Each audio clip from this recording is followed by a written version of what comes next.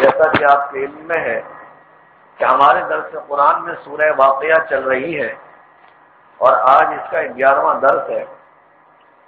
سورہ واقعہ میں جو ہمارا درس قرآن چل رہا ہے، اللہ رب العزت جنت میں جنتیوں کو جن نعمتوں سے نوازے گا ان نعمتوں کا ذکر بیان ہو رہا ہے۔ کل جو آیت کریمہ ہوئی اس کا مختصر ترجمہ دہرا دیتا ہوں۔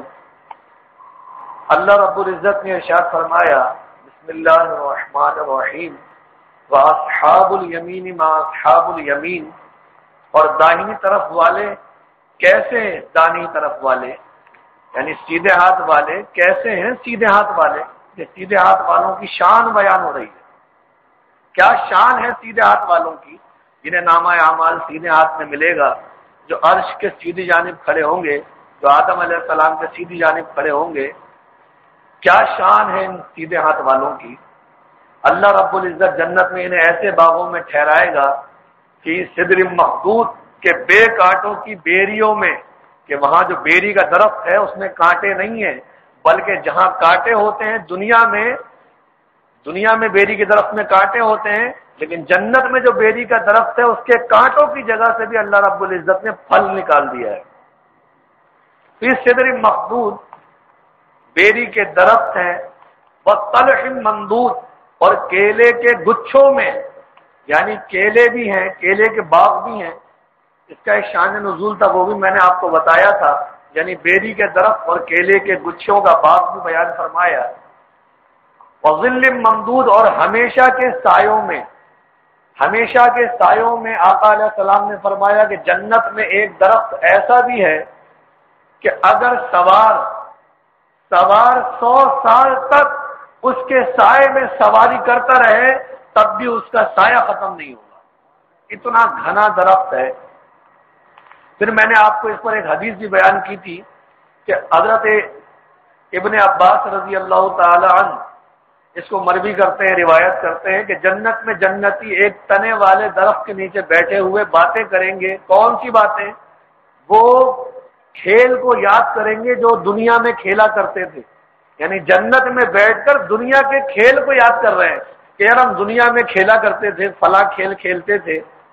تو حضرت ابن عباس فرماتے ہیں کہ وہ جنتی درخت کے نیچے بیٹھ کر یاد کریں گے دنیا کے کھیل کو اور خواہش کریں گے وہ کھیل ہم یہاں بھی کھیلیں جنت میں۔ تو اسی وقت بہشت سے ایسی ہوا چلے گی، اسی وقت بہشت سے ایسی ہوا چلے گی کہ درخت جھومنے لگے گا اور وہ کھیل کے جو اسباب ہوں گے وہ اسی وقت اپنے سامنے پائیں گے اور وہ کھیل کھیلیں گے۔ پھر میں نے آپ کو اس مثالیں بھی دے کے بتائی تھی کہ کوئی عرب کے لوگ نیزہ بازی کرتے تھے، تیر اندازی کا کھیل کھیلتے تھے، اسی طریقے سے گھوڑے سواری کے ساتھ وہ ریس لگانے کا کھیل کھیلتے تھے۔ آج ہمارے یہاں فٹ بال، ہاکی، کرکٹ وغیرہ کھیلی جاتی ہے، تو اس کے لیے گراؤنڈ چاہیے ہوتا ہے، اس کے لیے باقاعدہ کہ اسٹیڈیم چاہیے ہوتا ہے۔ جب کوئی جنتی دنیا میں کوئی کھیل کھیلا کرتا تھا وہ جنت میں خواہش کرے گا تو اللہ رب العزت اس کی خواہش پوری کرے گا، وہ اسباب اسے سامنے دکھائی دیں گے جہاں وہ کھیل کھیلے گا۔ اب یہاں پر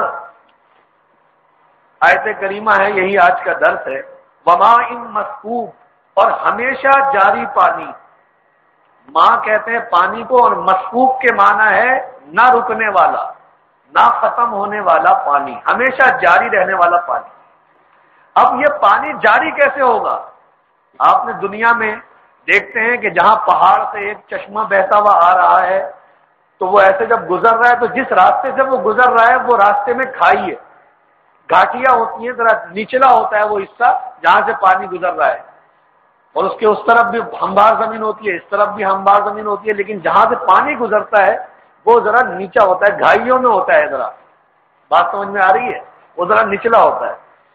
حضرت سفیان اور ان کے علاوہ دیگر اصحاب کا قول یہ ہے کہ جنت کے چشمے کی یہ شان ہے کہ وہ گھائیوں میں سے نہیں گزرے گا، وہ ہموار زمین پر بہے گا، ہموار زمین پہ۔ جیسے آپ کی مسجد ہے، ہموار زمین ہے، تو اب وہ بیچ میں سے بہتے ہوئے جا رہا ہے، ایک اس کی حد بنا دی ہے، وہ اسی میں بہتے ہوئے جا رہا ہے۔ ایسا نہیں ہے کہ اس کے لیے وہ بیچ میں ایسے گھڑا ہو، اس میں سے پانی گزر رہا ہے اور سائڈوں میں برابر ہے، ایسا نہیں، وہ ہموار زمین پر گزرتا ہے۔ یعنی ان کے لیے پانی بہے گا جہاں چاہیں گے جیسے چاہیں گے جنتی اس پانی کو پائیں گے۔ مفسرین نے فرمایا یہ پانی کے بارے میں اللہ تعالیٰ نے فرمایا وَمَاءٍ مَّسْكُوبٍ، اور ہمیشہ جاری پانی۔ مفسرین فرماتے ہیں کہ جب جنتی جنت کی زمین پر ہوگا تو چشمے بہ رہے ہیں، ٹھیک ہے، فرمایا کہ جب جنتی تخت پہ بیٹھ کر اڑے گا اور جنت کی سیر کرے گا اور پھر پانی کی خواہش کرے گا تو یہ پانی ایسا جاری ہے کہ وہاں پر بھی پانی پائے گا، ہوا میں پانی ملے گا اسے، ہوا میں پانی۔ یہ وماء مسکوب ہمیشہ جاری رہنے والا پانی ہے۔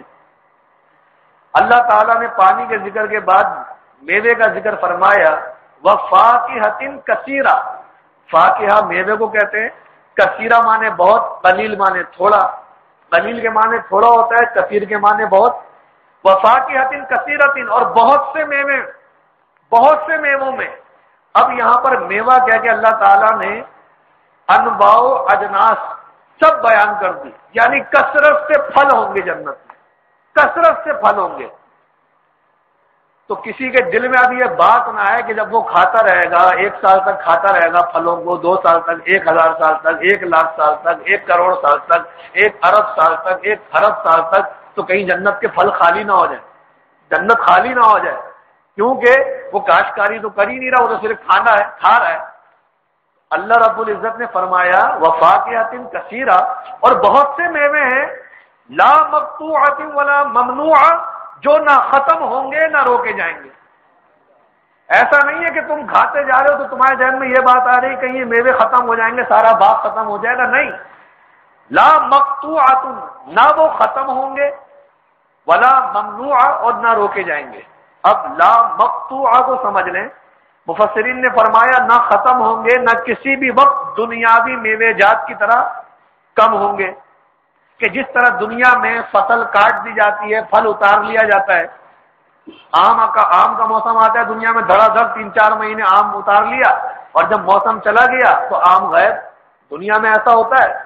مفسرین فرماتے ہیں کہ دنیا کی طرح نہیں ہوگا کہ ایک موسم آیا تو پھل آ گیا، ایک موسم آیا پھل غائب۔ جنت میں جو پھل درخت پر لگ گیا وہ کبھی باسی بھی نہیں ہوگا، کبھی پھیکا بھی نہیں ہوگا، کبھی خراب بھی نہیں ہوگا، اور اس کا کوئی موسم نہیں ہے۔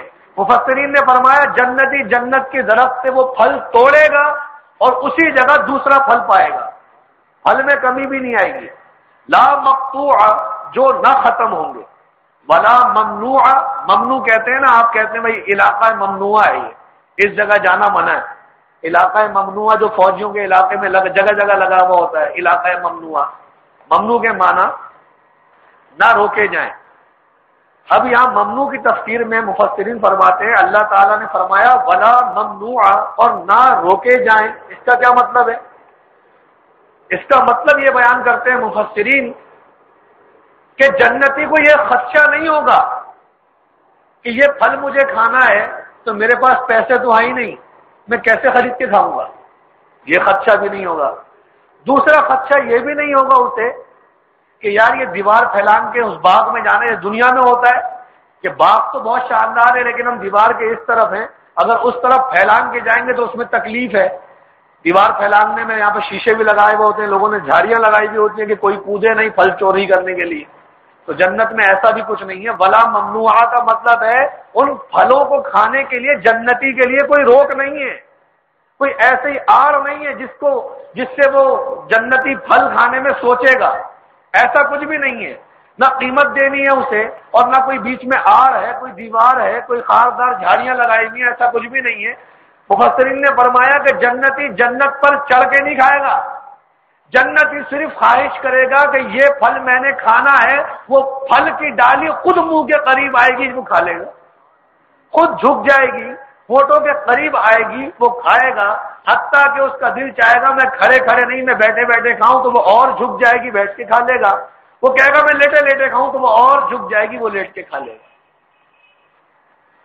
ولا ممنوع، یعنی اہل جنت کو کوئی بھی پھل منع نہیں ہوگا، اور نہ ہی یہ خدشہ ہوگا کہ میرے پاس قیمت نہیں تو شاید نہ مل سکے، اور ایسا بھی نہیں ہوگا کہ موسم چلا جائے گا جلدی جلدی کھا لو، جیسے آم کھاتے ہیں، یار آم جا رہا ہے بس ابھی 1 پیٹی تو لے آؤں میں، اس کے بعد تو چلا ہی جائے گا آم، ایسا بھی خدشہ نہیں ہوگا کہ موسم جانے والا ہے جلدی جلدی کھا لو، موسم نہیں جاتا، جو پھل ہے وہ ہمیشہ کے لیے ہے۔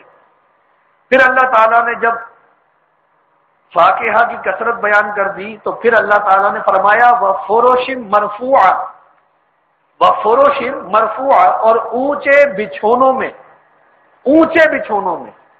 فرش فراش کی جمع ہے، جیسے رسول کی جمع ہے۔ فرش کے معنی بستر کے بھی آتے ہیں، مسیری کے بھی آتے ہیں۔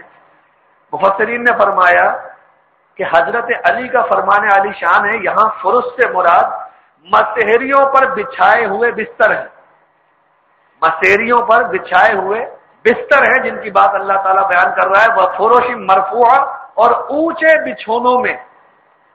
ایک بات۔ دوسری بات، حضرت ابو عبیدہ نے فرمایا یہاں فرش سے مراد عورت ہے، فرش سے مراد، بستر سے مراد عورت ہے۔ کیوں فرمایا؟ اس لیے کہ اللہ رب العزت بعض اوقات جو الفاظ ارشاد فرماتا ہے اس میں کنایا مراد ہوتا ہے۔ جیسے دوسرے پارے میں اللہ تعالیٰ نے فرمایا ہن لباس لکم وانتم لباس لہن، وہ عورتیں تمہارا لباس ہیں اور تم ان کا لباس ہو، وہ تمہارا لباس ہے اور تم ان کا لباس ہو۔ تو یہاں لباس سے مراد عورت ہے، لباس سے مراد عورت ہے۔ حضرت ابو عبیدہ نے فرمایا تو یہاں پہ فراش یعنی فرش سے مراد بھی عورتیں ہیں، کہ یہ عورتوں کی بات ہو رہی ہے، اور مرفوعہ سے مراد، اونچے سے مراد ان عورتوں کا مقام ہے کہ اللہ رب العزت ان کا بناؤ سنگھار اتنا عالی شان ہوگا۔ یہ عورتوں کا جو اللہ رب العزت نے اکرام کیا ہے ان عورتوں کی بات ہو رہی ہے۔ اور یہاں پر صاحب ابو الحسنات صاحب یہ واضح فرماتے ہیں کہ دیگر مفسرین کے قول بھی ٹھیک ہیں، لیکن راجح قول یہ ہے کہ ابو عبیدہ کا قول زیادہ مناسب ہے، اس لیے کہ جو آگے آیت کریمہ آ رہی ہے وہ عورت کے متعلق ہی آ رہی ہے۔ تو وہ فروش مرفوعہ، اور اونچے بچھونوں میں۔ اچھا، ابو عبیدہ نے جو کہا کہ فرش سے مراد عورت ہے، اس پر ابو عبیدہ کے پاس ایک اور دلیل ہے۔ وہ دلیل کیا ہے؟ وہ یہ ہے، مفسرین نے فرمایا کہ آقا علیہ السلام نے، ایک مرد نے عورت کے ساتھ زنا کر دیا، ایک مرد نے عورت کے ساتھ زنا کر دیا، اس زنا کے ذریعے بچہ پیدا ہو گیا۔ تو آقا علیہ السلام نے اس عورت کو بارے میں فرمایا الولد للفراش، بچہ عورت کا ہے۔ تو یہاں پر آقا نے فراش کا لفظ استعمال کیا، بچہ عورت کا ہے، تو وہ جو زنا کر کے بھاگ گیا اس کے لیے کیا ہے؟ فرمایا پتھر، اسے رجم کیا جائے گا۔ بات سمجھ میں آئی؟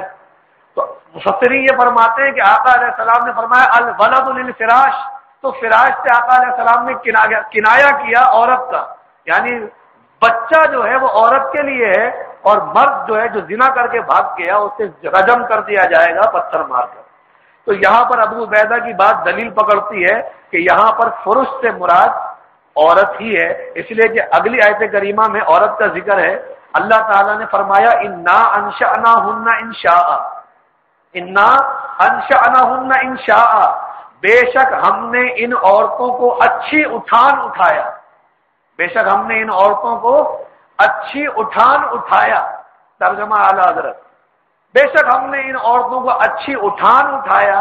مفسرین فرماتے ہیں اس کا مطلب یہ ہے کہ اللہ رب العزت ہر بڑھیا عورت کو، جو دنیا میں بڑھیا ہو گئی، نابینا ہو گئی، بڑھاپے کی وجہ سے بال سفید ہو گئے، آنکھوں میں کچی جم جاتی ہے اس کے، دنیا میں اتنی بوڑھی ہو گئی ہے جھک کے چلتی ہے، اللہ رب العزت نے فرمایا انا انشأناہن انشاء، بے شک ہم نے ان عورتوں کو اچھی اٹھان اٹھایا، یعنی جنت میں ہر بڑھیا جوان ہو کر داخل کی جائے گی۔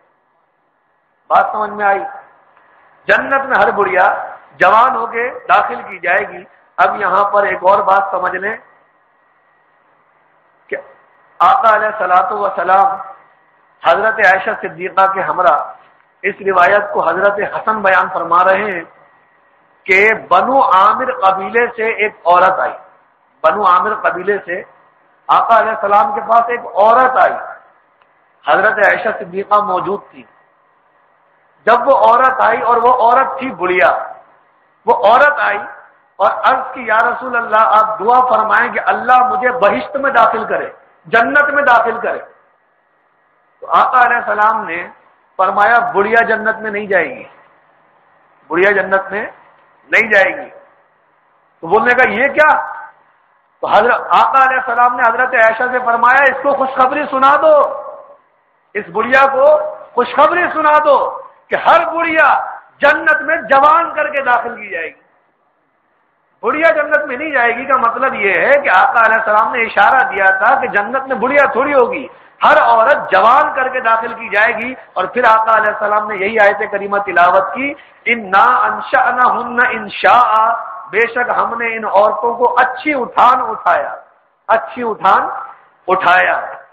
اب یہاں پر اپنا اویسی صاحب بڑی ایک پیاری بات لکھتے ہیں، فرماتے ہیں کہ اللہ رب العزت حشر میں تو ہر عورت کو جوان کرے گا ہی کرے گا، اللہ نے دنیا میں بھی جوان کر دیا، اللہ نے ایک عورت کو دنیا میں بھی جوان کر دیا، اور وہ عورت کون تھی؟ حضرت زکریا علیہ السلام کی زوجہ تھی۔ حضرت زکریا علیہ السلام کی زوجہ کو اللہ رب العزت نے جوانی عطا کی، ایک آن میں آنن فانن جوانی آئی، اللہ رب العزت نے انہیں جوانی عطا کی۔ حضرت زکریا علیہ السلام کو انہی کے بطن سے حضرت یحییٰ علیہ السلام کی ولادت ہوئی۔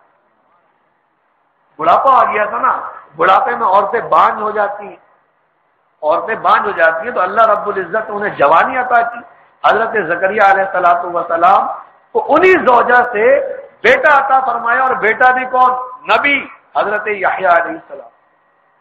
اب اللہ تعالیٰ نے ارشاد فرمایا جب یہ عورتوں کا ذکر کر دیا، انا انشأنہن انشاء، بے شک ہم نے ان عورتوں کو اچھی اٹھان اٹھایا، فجعلناہن ابکارا، تو انہیں بنایا کنواریاں۔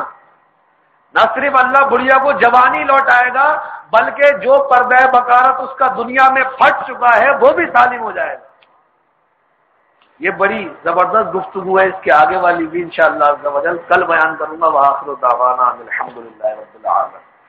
اللہم صل علی سیدنا و نبینا و مولانا محمد